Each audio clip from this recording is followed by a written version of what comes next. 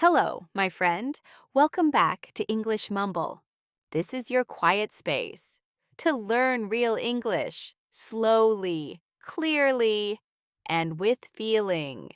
Today, we're going to talk about something very important: how to never forget English words. Not just today, not just this week, but forever. Have you ever said this? I learn a new word, but then I forget it.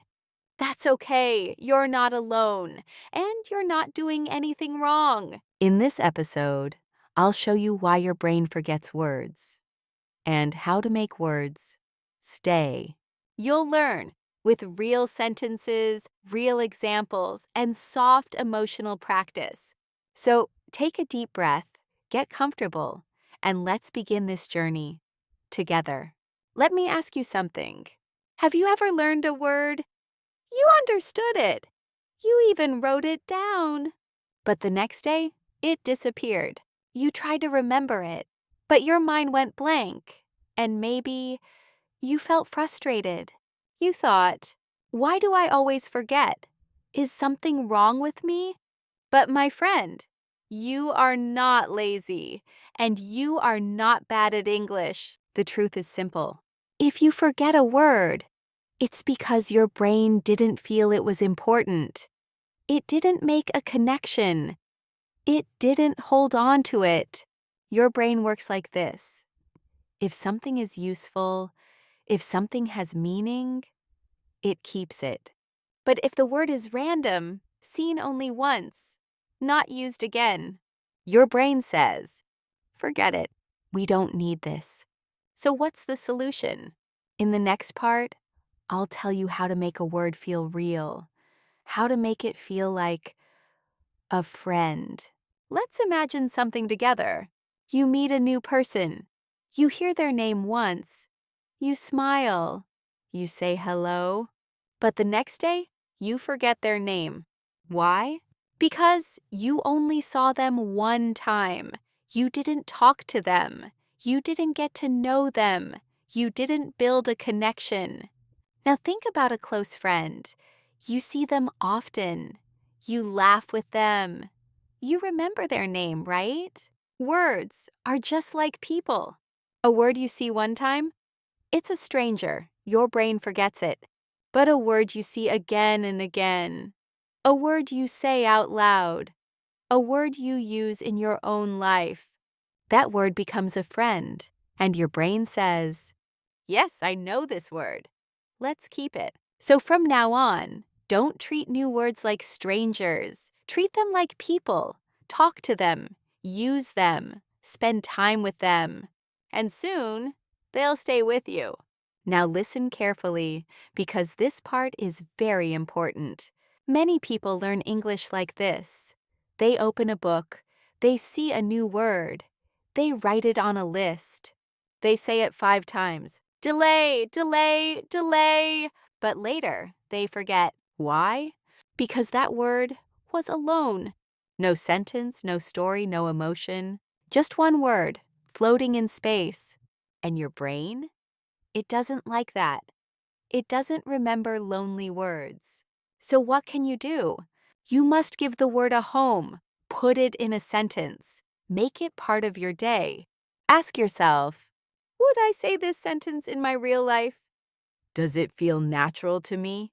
Don't say, borrow, borrow, borrow. Say, can I borrow your pen? I borrowed a book from the library. Now the word is not alone. It's living inside a real situation, inside a sentence that means something to you. And that changes everything. Let's learn a new word, the right way. The word is charge. What does it mean? To charge means to give electricity to something, like your phone, your laptop, your headphones. Now, let's say some sentences together. Repeat after me. I need to charge my phone. Good, easy, natural. Now say this. I need to charge my phone before I leave the house. Can you picture it? You're getting ready to go out. You look at your phone. It's only 8%. And you say, oh no, I forgot to charge it. Here's another one. My phone died. I didn't charge it last night. Simple sentence, real emotion, real memory. Now try this one. Something you might ask someone. Excuse me, is there a place to charge my phone here? Maybe you're at a cafe or the airport and your battery is low. This is real English. This is living English. Now, the word charge is no longer just a word. It's a moment, a feeling, a story your brain remembers. And that is how you learn for life. Let's move to another word, a word you hear everywhere. That word is delay. What does it mean? A delay is when something happens later than expected. The bus is late, the train is late, your meeting starts late. That's a delay. Now, let's say some real-life sentences together. Repeat after me. There is a delay at the airport. Imagine that. You're sitting with your suitcase, looking at the screen, and it says, "Flight delayed." Now try this one. The train was delayed because of the snow. You wanted to go somewhere, but nature said no, so you waited. Let's try another one. Sorry for the delay. My meeting ran late. This is something we say all the time. When we arrive late, when we text someone, it's simple and polite. Now think. Have you ever had a delay in your life? A class, a phone call, a delivery? Yes? Then the word is real for you. Not just a sound, but a memory, a situation your brain understands. And that means you won't forget it. Let's learn a new word today. A word you probably use often, but maybe you've never practiced it deeply. That word is borrow. What does borrow mean? It means you take something for a short time, but you will give it back later. Not steal, not keep, just borrow. Now say this with me. Can I borrow your pen? You forgot your pen. You need to write something. So you ask. Polite and simple. Now say, I borrowed a book from the library. Yes, you didn't buy the book. You took it for a while. You will return it. Let's try one more with a little drama. He borrowed my bike and didn't return it. Oh, that's not good. Now it sounds more like stealing. But here's the trick. You don't just learn the word borrow. You learn a story. A boy with no pen, a student at the library, a friend who took your bike. These are moments. They're real. They have emotion. And your brain loves emotion. So the next time you hear borrow, you won't just understand it. You'll remember it. Today's word is fun, and maybe a little too true for many of us. That word is messy. What does it mean? Something messy is not clean, not organized, a little wild, a little out of control. Now say this with me. My desk is messy. Can you see it? Papers everywhere. Old coffee cups, sticky notes, it's on top of other sticky notes. Now try this. The kitchen was messy after the party. You came home, plates stacked in the sink, food on the table, someone spilled juice on the floor. Yes, very messy. Let's try another one. Her hair looks messy today. Not bad, just not neat. Sometimes it's because you're tired. Sometimes you just don't care. Here's why this word is great to learn. You don't just say messy. You can see it. You can feel it. You've lived it. That's what makes it stick. The more your brain can picture the word, the harder it is to forget. Now, I want to give you a simple challenge. Something small but powerful. Every day, just choose one new English word. Not 10, not 20, just one. Now, with that one word, make 3 real sentences. Not in your head. Say them out loud. Write them down if you want. Let me show you. Let's say the word is messy. You could say, my desk is messy. The kitchen was messy after dinner. I feel messy when I don't sleep well. 3 different moments, 3 pictures in your mind, 3 chances for your brain to remember. And here's the real secret. Do it twice a day. Once in the morning, once before bed. You'll be surprised how strong your memory becomes. Why does this work? Because your brain learns by repeating with emotion. When you hear the word, when you say it, when you use it in your life, that's when the word becomes yours. Not a word from a book, not a word from a list, a word from your story. Now listen carefully, because this part might change the way you learn forever. Let's say you learn a new word today. You like it. You understand it. You even say it out loud, but then you don't use it. You don't speak it. You don't write it in a message. You don't say it to a friend. And guess what? Your brain says, maybe this word isn't important. Let's throw it away. Yes, that word is gone. That's why I want to share this rule with you.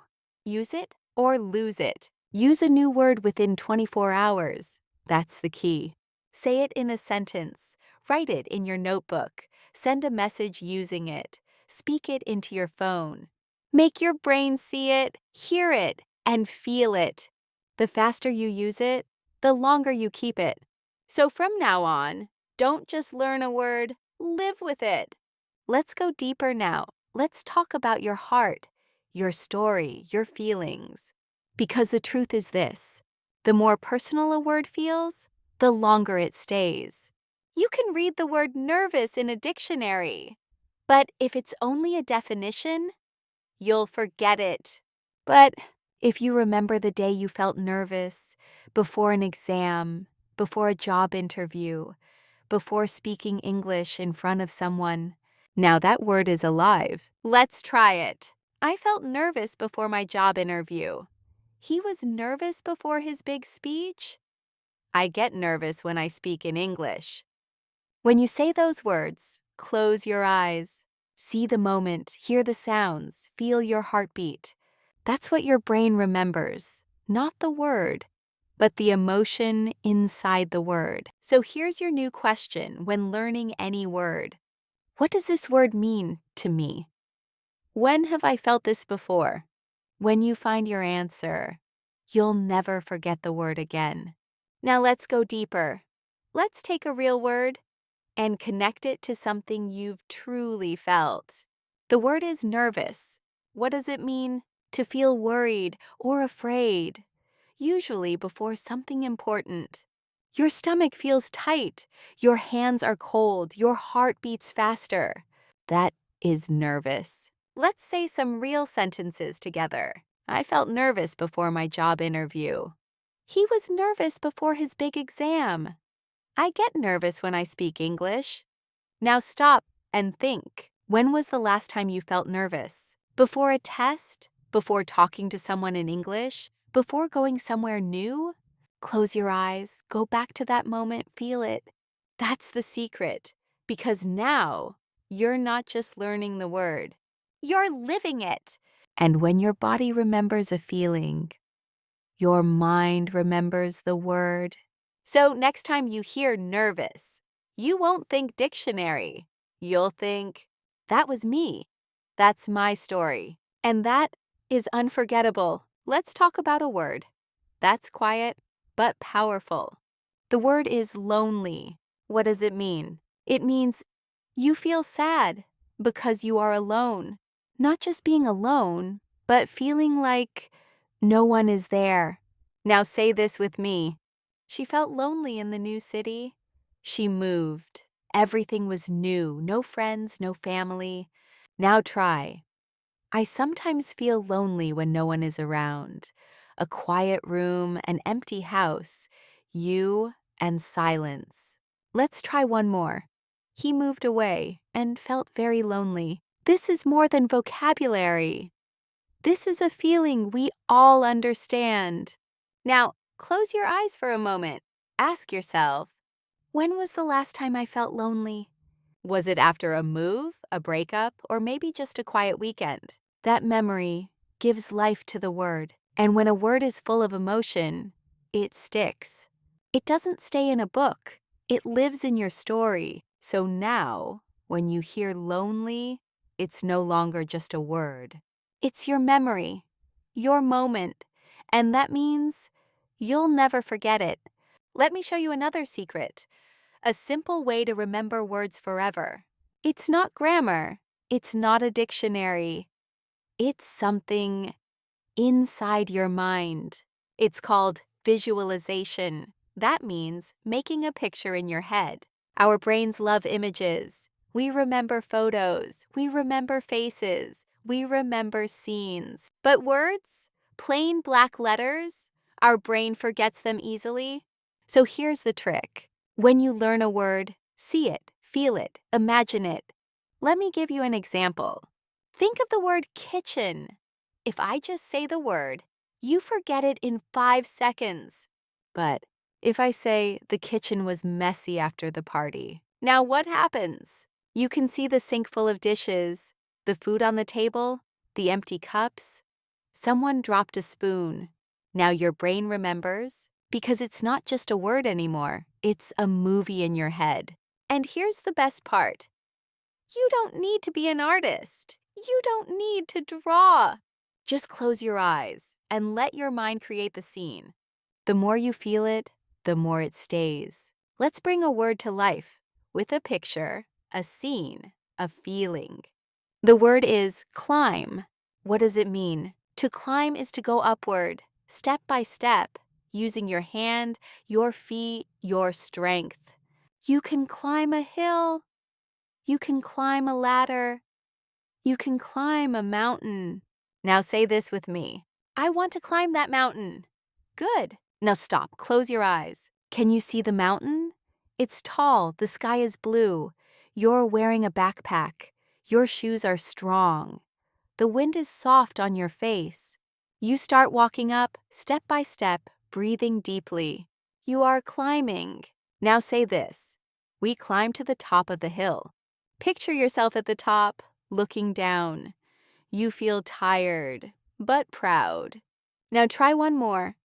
The child climbed the tree quickly. You see her feet on the trunk, her hands grabbing branches.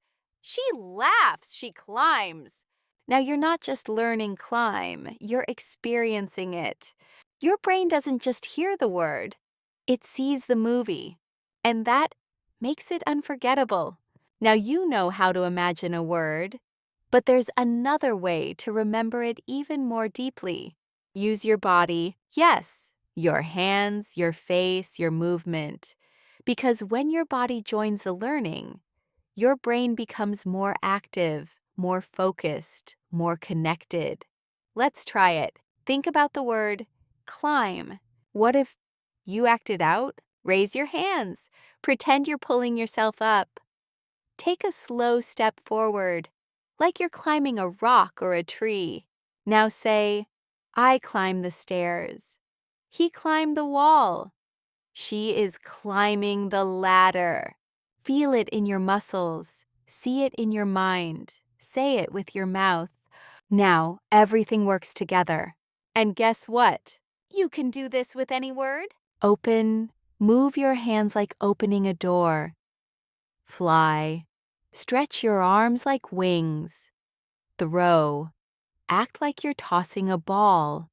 It's fun. It's simple. And it works. Because your body tells your brain, hey, this is real. Let's remember it. So next time you learn a word, don't just say it, move it. Let me tell you something important. Something many learners don't know. Don't learn words randomly. What do I mean? Don't take one word from a movie, one from a textbook, one from the street, and try to remember them all. That's like trying to build a puzzle with pieces from different boxes. The pieces don't match, the picture is broken, and your brain gets tired. So what should you do? Learn words in groups, words that belong together, words from the same topic. For example, if you're learning about the weather, don't just learn one word like storm. Also learn cloudy breeze, thunder, rain. Now your brain builds a full picture, a small world, a story. Your memory becomes stronger. Because the words help each other. They hold hands. This is how children learn. This is how you can learn too. So next time, instead of just one word, ask yourself, what are the words around it? What's the topic? What's the story? And when you build words into families, you'll never forget them. Let's take what we just learned and put it into action. We're going to learn words in a group, not random, but connected, from the same world. Our topic today is weather. Let's start simple. It's cloudy today. You look outside. The sky is gray. The sun is hiding. Now try. There's a nice breeze this morning. A breeze is a soft wind. It touches your face. It makes the leaves dance. Now say, the storm last night was very loud. Boom, thunder, rain, lightning. These three words, cloudy, breeze, storm, they live in the same family. They build a picture together. Let's turn them into a short story. It was cloudy all morning. Then the breeze stopped. Suddenly, a big storm came. Can you feel it? Can you see the sky changing? Can you hear the thunder? Now those words are no longer separate. They are friends holding hands. Your brain remembers them as one scene, one story, one feeling. This is the power of learning by topic. And you can do this with anything. A supermarket, a hospital, an airport, a vacation. So remember, words in isolation are weak, but words in stories are strong. Now that you've learned how to group words by topic, let's take it one step further. Let's turn those words into a story, a short one, a mini story. Why? Because your brain loves stories. It remembers beginnings, middles, and endings. Let's go back to our weather words. Cloudy, breeze, storm. Now, close your eyes and imagine this. The sky turned cloudy. The wind became quiet. Then, a loud storm exploded in the sky. Did you see it? Feel it? That's a story. Now let's try with another topic. The supermarket. New words. Basket, cashier, receipt. Now make a scene.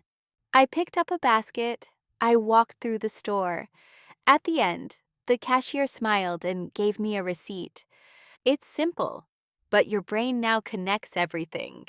Not just the words, but the situation, the sound, the action, the emotion. You can do this with any topic. At the airport, inside your bedroom, at a job interview, on a holiday. The stronger the story, the stronger the memory. So next time you learn new words, ask yourself, can I build a little scene with these? Can I imagine the moment and tell it to myself? You don't need to write a book, just a few lines, just one picture. And trust me, you'll remember the words forever. You've come so far, and I'm proud of you. Now let's pause and take a deep breath, because this part is where we remember the tools, the keys, the secrets. How do we remember English words for real? Let's review. 1. Don't just read a word once. It's not enough. Your brain will forget. 2. Don't learn words alone. Always put them in a real sentence, a sentence that you might say. 3. Repeat the word in the morning and at night. Just one word a day, 3 sentences. That's all you need. 4. Use it quickly, within 24 hours. Learn today, then speak it or write it today. 5. Make it personal.